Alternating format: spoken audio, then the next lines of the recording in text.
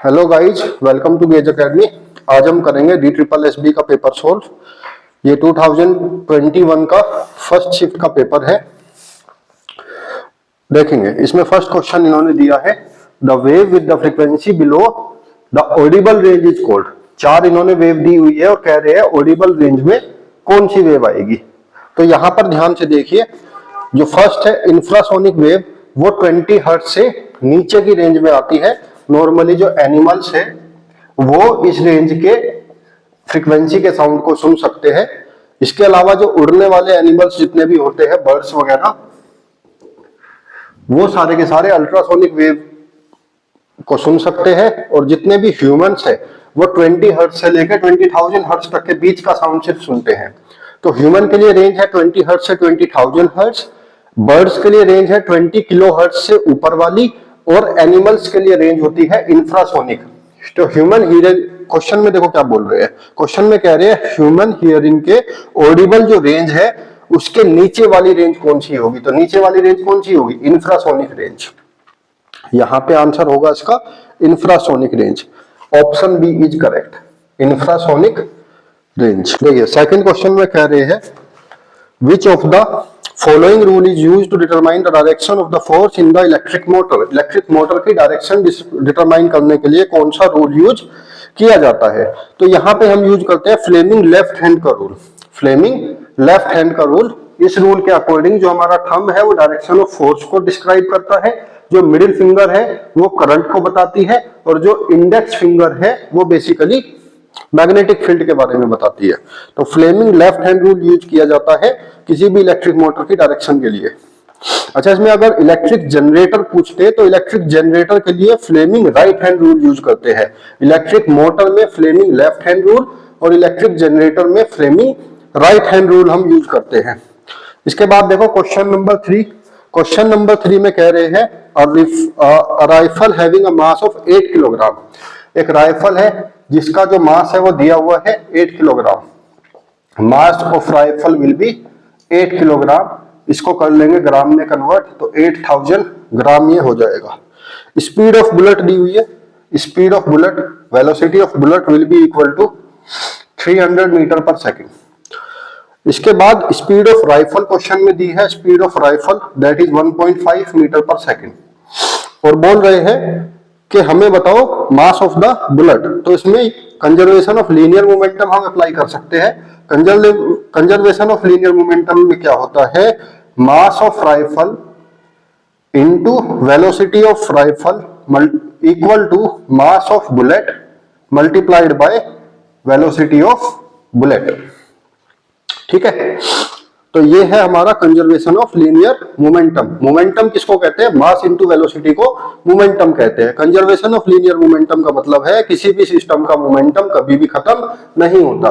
Momentum को हम सिर्फ एक से दूसरे में कन्वर्ट कर रहे हैं, जहां पे भी वो जनरेट हो जाएगा। ओवरऑल टोटल मोमेंटम हमेशा कंजर्व रहता है, सिर्फ उसको एक ऑब्जेक्ट से दूसरे ऑब्जेक्ट पे हम ट्रांसफर कर रहे हैं, that is the conservation of linear momentum. तो यहां से हम देखो वैल्यूज इसकी रख दो, ये आ जाएगा mass of bullet will be equal to mass of rifle multiplied by velocity of rifle divided by velocity of bullet. इसमें वैल्यूज रख देंगे तो ये आ जाएगा 8000 मल्टीप्लाइड बाय 1.5 डिवाइडेड बाय 300, 1.5। अब इसको सिंपल कैलकुलेट करेंगे, देखो पॉइंट हटेगा, जीरो आएगी, 3 जीरो से 3 जीरो कैंसिल, 3 5 जा 15 एंड 8 5 जा 40, तो ये आ गया 40।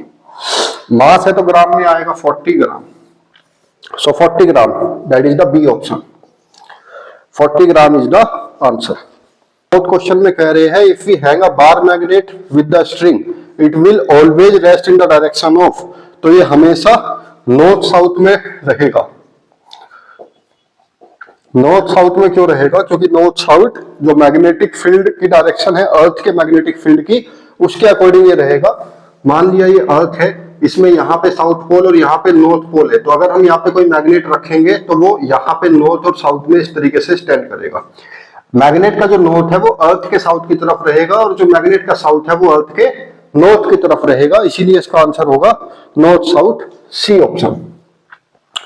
ठीक है, नेक्स्ट क्वेश्चन में देखो, a current of 1 angstrom is drawn by the filament of an electric bulb for the fourth part of an hour, find the amount of electric charge that flows through the circuit. Amount of electric charge बताना है जो कि circuit में flow कर रहा है।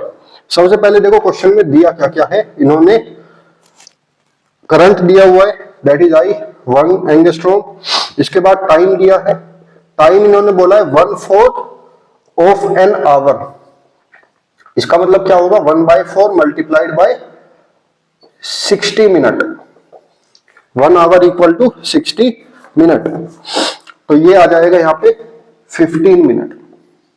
15 minute is the time period.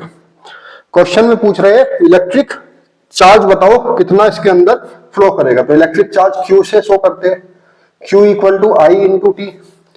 आई यहाँ पे क्या है, इलेक्ट्रिक करंट जिसकी वैल्यू दी हुई है 1 multiplied by T, T is 15 minute.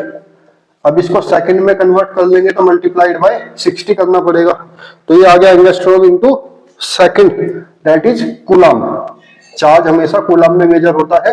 15 6 हो जाएगा 90 और एक जीरो यहाँ पे पहले से है, तो 900 coulomb is the answer, that is option ए।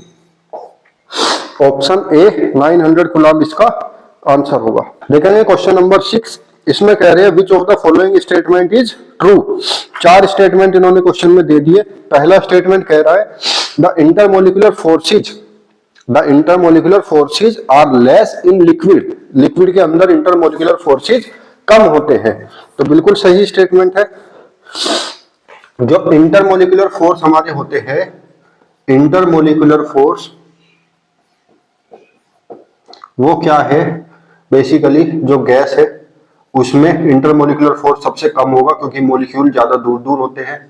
इसके बाद लिक्विड में मॉलिक्यूल थोड़े पास पास आते हैं तो इंटरमोलिकुलर फोर्सेज ज्यादा होगा। फिर जो सॉलिड होते हैं उसमें इंटरमोलिकुलर फोर्सेज सबसे ज्यादा होता है, उसमें मॉलिक्यूल भी सबसे ज्यादा पास होते हैं।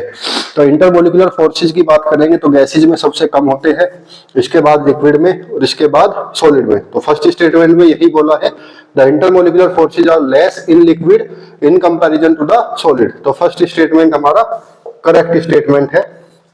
सेकंड स्टेटमेंट में कहा है the shape of the liquid can easily be change, जो शेप ऑफ लिक्विड है वो इजीली चेंज हो सकती है। बिल्कुल, लिक्विड को हम ग्लास में डालेंगे तो वो ग्लास की शेप में आ जाएगा, या किसी दूसरे बर्तन में डालेंगे तो वो उसकी शेप में आ जाएगा, तो शेप इजीली चेंज हो सकती है किसी भी लिक्विड की।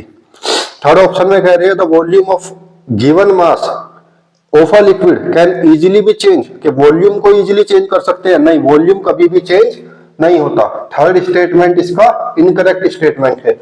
हम सिर्फ और सिर्फ शेप को चेंज कर सकते हैं, वॉल्यूम को चेंज नहीं कर सकते। सिमिलरली फोर्थ स्टेटमेंट कह रहा है वॉल्यूम को चेंज नहीं कर सकते, तो ये वाला करेक्ट स्टेटमेंट है, तो इसका ऑप्शन होगा बी 1, 2 एंड 4। क्वेश्चन नंबर 7 में देखिए which of the following law has been applied to the form of the principle of hydraulic lift. Hydraulic lift पे इनमें से कौन सा लॉ लगेगा? सबसे पहला है Newton third law of motion, नहीं, ये इक्वल एंड अपोजिट फोर्स है।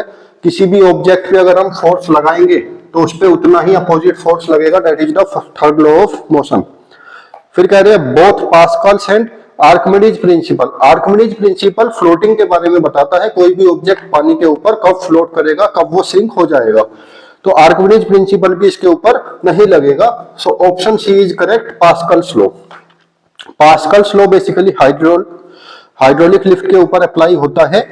पास्कल्स लॉ में क्या करते हैं, हम एरिया को कम करके फोर्स को बढ़ा सकते हैं। जितना कम एरिया होगा उतना ज्यादा उसके ऊपर फोर्स लगेगा। इसके according pressure will be equal to force upon area होता है। तो अगर हम एरिया को कम कर देंगे तो ऊपर लगने वाला फोर्स बढ़ जाएगा। एरिया कम करने से फोर्स बढ़ जाएगा तो क्या होगा, प्रेशर बढ़ जाएगा। तो प्रेशर को एडजस्ट करके हम लिफ्ट को चला सकते हैं। हाइड्रोलिक लिफ्ट का फंक्शन पूरी तरीके से पास्कल्स लॉ के ऊपर बेस्ड होता है, तो ऑप्शन सी इज करेक्ट।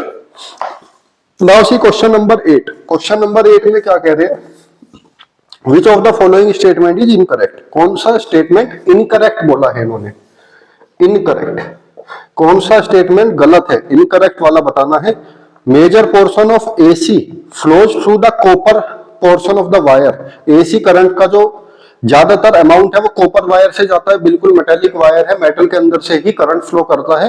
तो ऑप्शन ए इसका पूरी तरीके से करेक्ट है। याद रखना, हमें इनकरेक्ट बताना है। सेकंड में कह रहे हैं DC of the same voltage as AC is more dangerous. Same voltage में एसी और डीसी में अगर कंपेयर करेंगे तो एसी ज्यादा स्ट्रॉन्ग करंट है, बिल्कुल सही बात है, एसी करंट ज्यादा स्ट्रॉन्ग होता है हमेशा।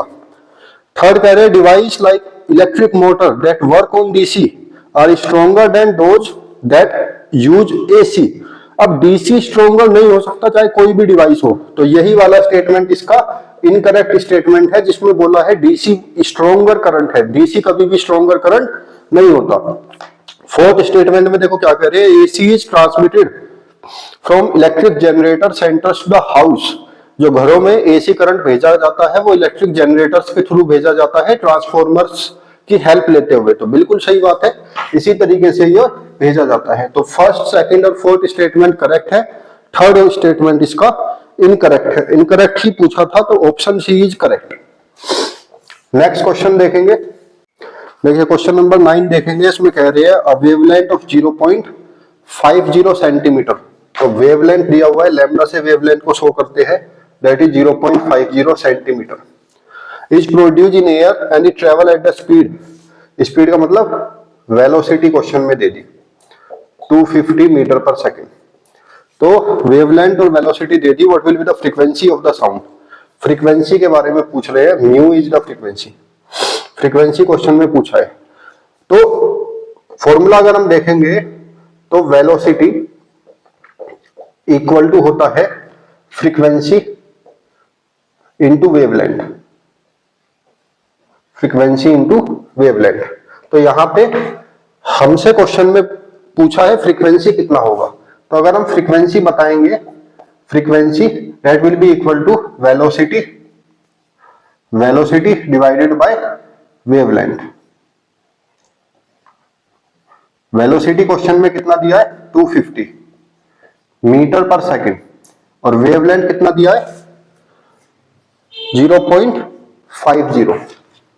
0.50 सेंटीमीटर। अब देखो ये जो बेसिकली है ये मीटर पर सेकंड में है और ये सेंटीमीटर में है।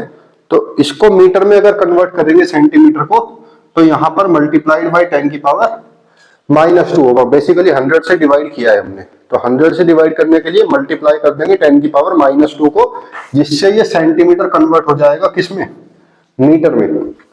तो यहां पर सेंटीमीटर कन्वर्ट हो गया हमारा मीटर में। अब इसको कैलकुलेट कर लेंगे। जैसे ही कैलकुलेट करेंगे ये आ जाएगा, देखो सिंपल कैलकुलेशन है, ये ऊपर जाएगा तो 100 आ गया, यहाँ पे पॉइंट हटाओगे तो 2 जीरो और लग जाएगी, 0 से 0 कैंसिल, 5 5 जा 25, तो 5 इंटू 10,000, तो ये आ जाएगा 50,000। 50,000 फ्रीक्वेंसी है, तो फ्रीक्वेंसी किस में आएगी, हर्ट्ज में आएगी। तो 50,000 hertz, that is option number D.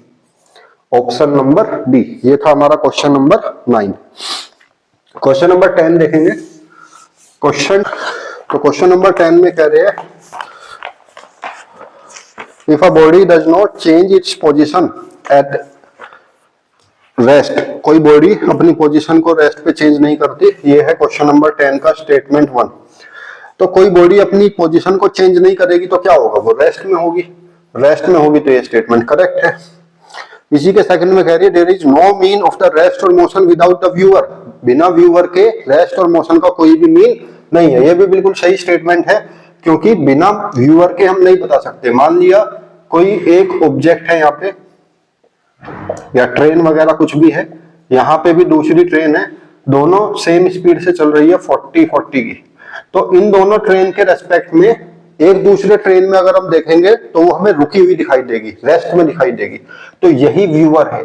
Viewer का मतलब क्या हम दूसरे ऑब्जेक्ट को अपने स्पीड से कंपेयर करके देख पा रहे हैं। अगर ये भी सेम स्पीड से सेम डायरेक्शन में चल रहा है और ये भी सेम स्पीड से सेम डायरेक्शन में चल रहा है, तो इन दोनों के रेस्पेक्ट में दोनों एक दूसरे को रेस्ट में दिखाई देंगे। बट अगर कोई थर्ड पर्सन यहाँ पे रेस्ट में है, 0 स्पीड पे है, और वो इस ट्रेन को देखेगा तो उसको वो ट्रेन चलती हुई दिखाई देगी एट द स्पीड ऑफ 40। तो इस तरीके से व्यूअर बड़ा इंपॉर्टेंट है, कभी भी किसी ऑब्जेक्ट को अगर बताना है कि वो रेस्ट में है या नहीं।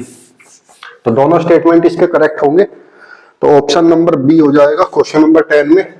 11 देखेंगे, इसमें कह रहे हैं optical fibre is a thin fibre made of. Optical fibre किससे बना होता है? तो ऑप्टिकल फाइबर बनता है ग्लास और प्लास्टिक से, ग्लास और प्लास्टिक से। कॉपर से कभी भी नहीं बनता। कॉपर से नॉर्मल जो घरों में यूज होने वाले वायर है वो सब बनते हैं, बट जो ऑप्टिकल फाइबर है वो सिर्फ ग्लास और प्लास्टिक से मिलकर बनता है। तो ऑप्शन बी इसका होगा। क्वेश्चन नंबर 12 देखो, क्वेश्चन 12 में कह रहे हैं for an object moving in a straight line. एक ऑब्जेक्ट है जो स्ट्रेट लाइन में मूव कर रहा है, तो उसके बारे में बताना है डिस्प्लेसमेंट के और डिस्टेंस के। देखो एक पॉइंट से दूसरे पॉइंट पे अगर किसी को जाना है, अगर वो स्ट्रेट लाइन में ट्रेवल करके जाता है तो उसको कहते हैं डिस्प्लेसमेंट। एक ऑब्जेक्ट ए से बी पे कोई गया स्ट्रेट लाइन में तो उसको कहेंगे डिस्प्लेसमेंट। और अगर ए से बी में कुछ इस तरीके से कोई जा रहा है तो ये होगी उसकी डिस्टेंस। तो डिस्टेंस और डिस्प्लेसमेंट में सिर्फ इतना ही डिफरेंस है, डायरेक्शन का और उसके पाथ का। तो अब इस क्वेश्चन में क्या कहा है कि जो ऑब्जेक्ट है वो मूव कर रहा है अलोंग द स्ट्रेट लाइन, सिर्फ स्ट्रेट लाइन में ही वो ऑब्जेक्ट जा रहा है। तो जब कोई भी ऑब्जेक्ट सिर्फ स्ट्रेट लाइन में जाएगा तो उसका जो डिस्टेंस है वो इक्वल हो जाएगा डिस्प्लेसमेंट के, क्योंकि जितना डिस्टेंस वो कवर करेगा उतना ही उसका डिस्प्लेसमेंट होगा। तो option number C is correct. Next देखेंगे question number 13, the dimension of the speed is. Speed के डायमेंशन के बारे में पूछ रहे हैं। तो स्पीड का डायमेंशन, सबसे पहले देखो डायमेंशन होता क्या है। डायमेंशन बेसिकली मास, लेंथ और टाइम को कहते हैं। m for mass, l for length and t for time. इन तीनों को मिला के एक डायमेंशन बनता है। तो यहां पे देखो ये पूछ रहे हैं वेलोसिटी का डायमेंशन। वेलोसिटी की यूनिट होती है मीटर पर सेकंड। तो मीटर पर सेकंड में यहाँ पे मीटर है। मीटर किस चीज को बताता है? लेंथ को बताता है। और सेकंड किसको बता रहा है? टाइम को बता रहा है। तो यहाँ पे लेंथ और टाइम की डायमेंशन प्रेजेंट है, मास की प्रेजेंट नहीं है। तो मास पे पावर 0, लेंथ की प्रेजेंट है तो पावर 1, सेकंड की डिनोमिनेटर में है, न्यूमरेटर में लाएंगे तो पावर -1। तो इसकी डायमेंशन कितनी बनेगी? ml inverse is the dimension. तो क्वेश्चन नंबर 13 का होगा ऑप्शन ए इज करेक्ट। देखो क्वेश्चन नंबर 14, इसमें कह रहे हैं बैरोमीटर को किसने बनाया? Who invent barometer. बैरोमीटर क्या होता है? बैरोमीटर एक डिवाइस है जो कि एल्टीट्यूड को मेजर करने में यूज किया जाता है। किसी भी जगह का एल्टीट्यूड कितना होगा उसको मेजर करने के लिए हम यूज करते हैं बैरोमीटर का। तो एल्टीट्यूड किसकी हेल्प से मेजर करते हैं? उस जगह का प्रेशर मेजर करके, प्रेशर की हेल्प। ये जो कॉन्सेप्ट है बैरोमीटर का जिसमें हम प्रेशर की हेल्प से एल्टीट्यूड को मेजर कर सकते हैं, ये हमारा दिया था इवेंजेलिस्टा टोरिसेली ने। इवेंजेलिस्टा टोरिसेली एक इटालियन फिजिसिस्ट थे जिन्होंने 1644 में बैरोमीटर को इन्वेंट किया था, जो एटमॉस्फेरिक प्रेशर की हेल्प से उस जगह के एल्टीट्यूड के बारे में बता सकता है। नेक्स्ट देखो, इसके बाद हम देखेंगे क्वेश्चन नंबर 15। क्वेश्चन नंबर 15 में क्या कर रहे हैं? How much time it will take for a 4 kilowatt immersion. ये पावर दे दिया 4 kilowatt. Rod to raise the temperature of 1 litre. 1 litre क्या है? 1 लीटर इसका मास है। 1 litre water from the temperature 30 degree to 60 degree. So change in temperature will be 60 to 30. That is 30 degree Celsius. ये है इसका change in temperature. इसके बाद देखो स्पेसिफिक हीट क्वेश्चन में दे दी। स्पेसिफिक हीट दी हुई है 4.18 मल्टीप्लाइड बाय 10 की पावर 3 जूल। पूछ रहे हैं टाइम कितना लगेगा, इसमें टाइम कितना लगेगा। तो टाइम निकालने के लिए हम फॉर्मूला लगा सकते हैं एनर्जी का। एनर्जी इक्वल टू क्या होता है? Power into time. और एनर्जी की ही वैल्यू अगर हम मेजर करेंगे स्पेसिफिक हीट की फॉर्म में, क्योंकि स्पेसिफिक हीट दिया हुआ है, तो एनर्जी होता है m into C del T, that will be equal to p into T. T की वैल्यू हमें बतानी है। सो t इक्वल टू कितना हो जाएगा? मास क्वेश्चन में दिया है 1 लीटर, सी दिया है 4.18 इंटू 10 की पावर 3 और चेंज इन टेम्परेचर हमारा है 30 डिवाइडेड बाय पावर, पावर कितना है 4 किलोवाट, किलोवाट को कन्वर्ट करेंगे वॉट में तो 10 की पावर 3 से मल्टीप्लाई कर देंगे, ये किलोवाट से वॉट में कन्वर्ट हो गया। देखो 10 की पावर 3 से 10 की पावर 3 कैंसिल हो रहा है, तो कैंसिल हो रहा है तो ये क्या बच गया, इसको भी कैंसिल कर सकते हो, ये 1.04 कुछ आएगा मल्टीप्लाइड बाय 30। तो देखो 30 से थोड़ा सा बड़ा आ रहा है आंसर। चारों ऑप्शन में देखो काफी ज्यादा डिफरेंस इन्होंने दिया है। फर्स्ट ऑप्शन 26 है जो 30 से छोटा है, वो पॉसिबल ही नहीं है। सेकंड ऑप्शन 45 बहुत बड़ा है, सेम थर्ड 62 भी बहुत बड़ा है। सिर्फ ऑप्शन डी हमें दिख रहा है जो कहां पे आ रहा है 31.35, तो इसको मल्टीप्लाई करने की जरूरत भी नहीं है, ये मल्टीप्लाई होकर कितना आएगा 31.35। क्लोजेस्ट ऑप्शन हमें एक ही दिया हुआ है, ऑप्शन नंबर डी। क्वेश्चन देख के फॉर्मूला अप्लाई करते ही सीधा आंसर हमारे पास आ जाएगा। देखो option D is the correct answer. अब देखेंगे क्वेश्चन नंबर 16। इसमें कह रहे हैं the curvature of the lens of an eye is altered by, जो कर्वेचर है वो किसके थ्रू ऑल्टर होती है, रेटिना, कॉर्निया और सिलेरी मसल्स। तो ए ऑप्शन होगा इसका। डायग्राम में आपको दिख रहा है कि किस तरीके से जो कर्वेचर ऑफ लेंथ है वो डिपेंड करती है हमारी क्लेरी मसल के ऊपर। नेक्स्ट देखेंगे क्वेश्चन नंबर 17। 17 में देखो कुछ स्टेटमेंट इन्होंने दिए हुए, पूछ रहे हैं which of the following law of the reflection in the case of a light रे reflected by the smooth surface. तो ये लॉ ऑफ रिफ्लेक्शन के बारे में पूछ रहे हैं। ध्यान देना, रिफ्लेक्शन और रिफ्रैक्शन एक जैसे दिखाई देते हैं बट दोनों अलग अलग कॉन्सेप्ट है। सबसे पहले लॉ ऑफ रिफ्लेक्शन के लॉ अगर हम देखेंगे तो टोटल 2 ही लॉ है लॉ ऑफ रिफ्लेक्शन में। पहला लॉ क्या है, यहां पे होता है इंसिडेंट रे और होता है रिफ्लेक्टेड रे और थर्ड होता है नॉर्मल। ये तीनों के तीनों एक प्लेन में होने चाहिए, ये पहला लॉ है। तीनों के तीनों सेम प्लेन में होने चाहिए। दूसरा, ये कोई भी अगर हमारा मिरर है, यहां से कोई लाइन आती है, इसको हम कहते हैं इंसिडेंट रे, रिफ्लेक्ट करके जैसे ही जाएगी वो बन जाएगा रिफ्लेक्टेड रे, और ये बीच में होता है नॉर्मल। तो सबसे पहले तो ये तीनों एक प्लेन में होना चाहिए। दूसरा, जो इंसिडेंट रे और नॉर्मल के बीच में एंगल है उसको एंगल आई कहेंगे, और जो नॉर्मल और रिफ्लेक्टेड रे के बीच में एंगल है उसको एंगल आर कहेंगे। Angle I should be equal to angle R, दोनों एंगल हमेशा इक्वल होने चाहिए। तो ये 2 लॉ है रिफ्लेक्शन के। तो अब देखो स्टेटमेंट क्या क्या बोल रहे हैं। फर्स्ट स्टेटमेंट में कहा है the angle of the incidence is equal to the angle of reflection because of the second law of reflection. अभी हमने सेकंड लॉ देखा, जो एंगल ऑफ इंसिडेंस है वो इक्वल होता है एंगल ऑफ रिफ्लेक्शन के। तो ये करेक्ट स्टेटमेंट है। सेकंड कह रहे हैं the incident ray and the reflected ray are not coplanar. Not coplanar का मतलब एक प्लेन में नहीं आते। पहला लॉ यही था, फर्स्ट लॉ, कि ये सारे के सारे सेम प्लेन में होने चाहिए, ये तीनों के तीनों सेम प्लेन में होने चाहिए, ये पहला लॉ है। तो ये फर्स्ट लॉ का वायलेशन है, तो सेकंड स्टेटमेंट इसका इनकरेक्ट हो गया। थर्ड स्टेटमेंट कह रहे हैं incident ray, reflected ray and the normal reflected surface at the point of incidence are coplanar. बिल्कुल सही बात है। तो फर्स्ट और थर्ड स्टेटमेंट इसका करेक्ट हो जाएगा। देखो दोनों लॉ के सीधे सीधे स्टेटमेंट ही दिए हैं, तो कौन सा ऑप्शन बनेगा, option number A is the correct option.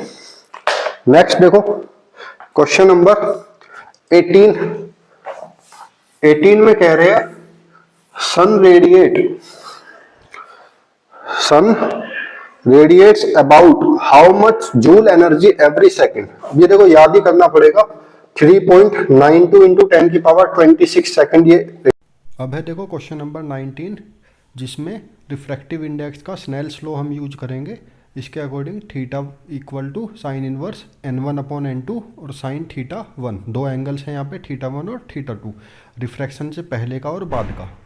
तो इसका ए ऑप्शन करेक्ट होगा। क्वेश्चन नंबर 20, इस वीडियो का लास्ट क्वेश्चन होगा ये। SI unit of power of the lens. Power की एसआई यूनिट क्या होगी, पावर की एसआई यूनिट क्या होगी। तो पावर का फॉर्मूला होता है 1 अपॉन एफ। एफ यहां पर क्या है, बेसिकली एफ है यहां पे लेंथ,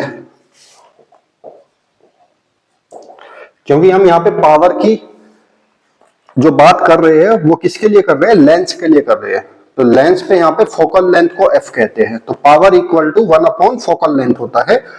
तो लेंथ की यूनिट क्या होगी, मीटर। तो पावर की यूनिट क्या बन जाएगी, metre inverse. Simple, metre inverse कौन सा ऑप्शन है, डी। इसके अलावा देखो, लेंस के लिए अगर हम पावर की बात करते हैं तो एक यूनिट और होती है जिसको हम कहते हैं डेप्चर। कैपिटल डी से शो करते हैं, 1 डेप्चर इक्वल टू 1 मीटर इनवर्स होता है। तो ये भी पावर ऑफ लेंस के लिए यूज किया जाता है, डेप्चर। इसके अलावा मीटर इनवर्स होगी। तो ये थे हमारे first 20 question of the DSSB paper 2021।